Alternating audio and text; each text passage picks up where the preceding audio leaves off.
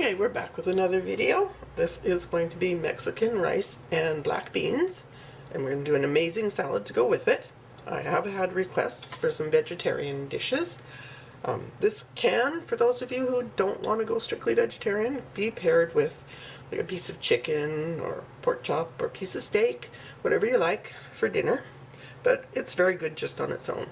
I in fact make this and take it with me to work for lunch many days. That's so good. Okay, let's get started.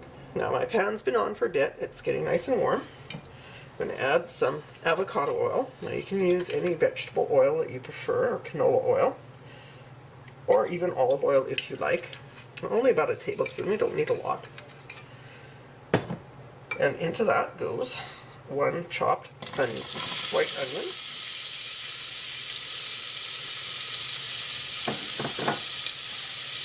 And about 3 cloves of garlic, minced.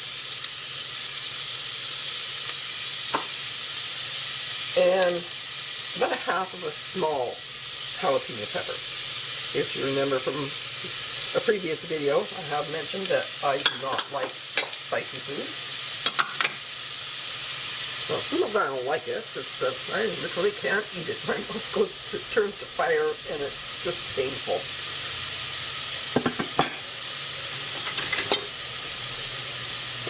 Now just let that soften. It won't take long. We're going to add a little bit of salt in there to give it a pan. And I just use sea salt.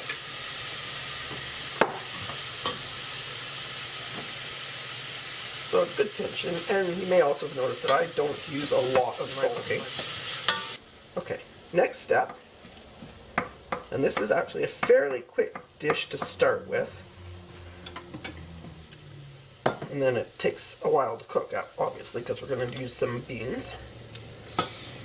And I use dried beans, not the canned ones. Canned ones often have salt in them. And besides that, I found I was throwing out half a can of beans all the time because I figured I'd put it in the fridge and I'd use it later, and never did. So we're going to just pour the rice in there. Just stir it around a bit. And I am going to turn the heat up here because we want the rice to color a little bit. So there we go. And we're going to let that color. I'll come back and stir it again. Okay, we're back. It's been about 8 minutes and I have stirred the rice. Now, when you stir it while it's cooking or browning, if it is sticking, you can add a little bit more oil, like up to another tablespoon, depending on how dry it appears to be. And I don't know if you can see this, but the rice itself is starting to brown. The onions are still clear, they're not brown, but this is a dish where you don't really have to worry if your onions do brown, because that'll be just fine as well. Now that we have the rice browned a little bit, we are going to add 1 cup vegetable stock, 1 500 ml jar of tomatoes. Now if you don't can your own tomatoes, don't worry about it. Just get a can of tomatoes and use that.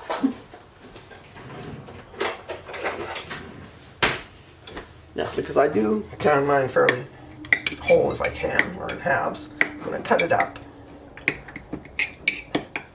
If you buy canned tomatoes for this, use diced tomatoes. It would be the easiest.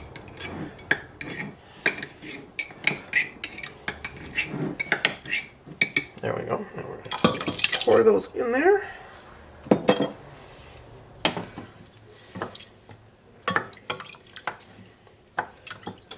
Now I'm going to add some cilantro. Now, some people don't like cilantro. You can see that? It's not blurry. So, by all means, leave it out. If you don't like it, leave it out. And then I have cumin. I'm not going to focus on that. Oh well. This is just ground cumin. And we're going to put in about a teaspoon.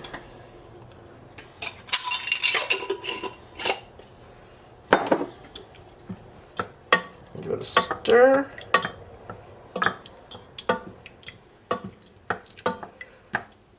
Now, so we have a half a cup of rice in there, and we have 3 cups of liquid. Well, almost 3 cups, because obviously the tomatoes aren't all liquid. And I do have in reserve some strained tomato, just in case it's not enough liquid. So we're going to add, this was 75 grams of dried black beans, soaked overnight, drained. Now I'm going to pour those in there. And it's already looking wonderful.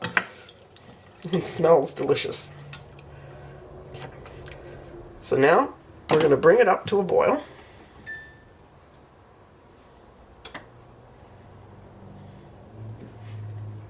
Once it starts to boil, we're going to put the lid on, and it's going to take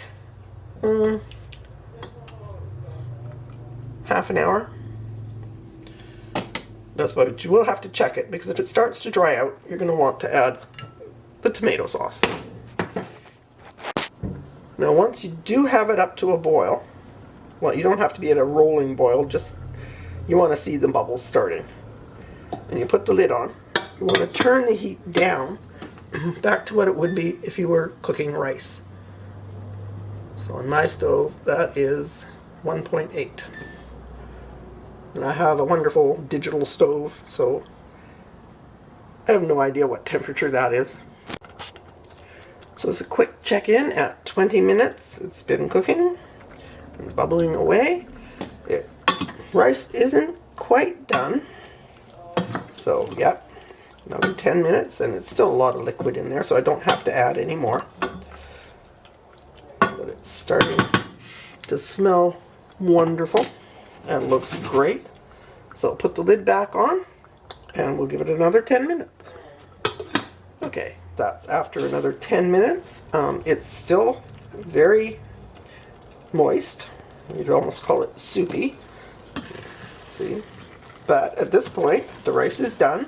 I'm going to check the beans and the flavor. See if there's enough salt or too much salt. Hopefully not.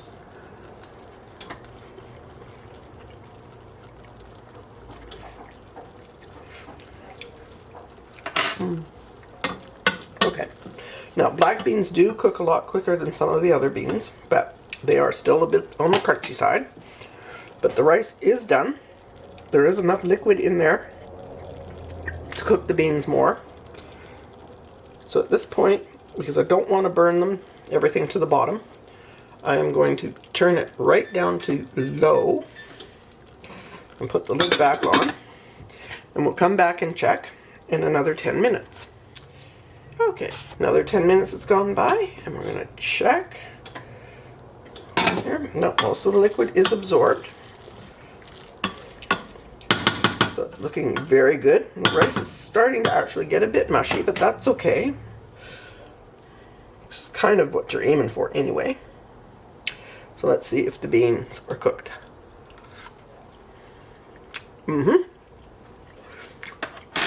Still have a bit of a bite to them, but not crunchy. So we're going to turn them off, put the lid on, and move them off even that low temperature. So in just what's left of the heat in the pot, we'll continue cooking it and dry it out a bit more. And then we'll put together the salad. And by the time the salad is ready, this will be perfect. Now, if you are using canned beans, obviously, it will cook a lot faster because you don't have to wait for the beans to soften. I'm not going to make you sit through watching me make a salad. Just wanted to tell you what I'm putting in it. We have tomatoes on the vine. You don't have to go that far if you don't want it. If you have lovely tomatoes, that's great. An English cucumber. Personally, unless you can get a cucumber out of your own garden that has a nice thin skin, I'd rather use an English cucumber than the horrible thick skin things you get at the supermarket. A ripe avocado. You want it ripe, so it must be soft when you press it, but not really squishy. A good lime, nice and green.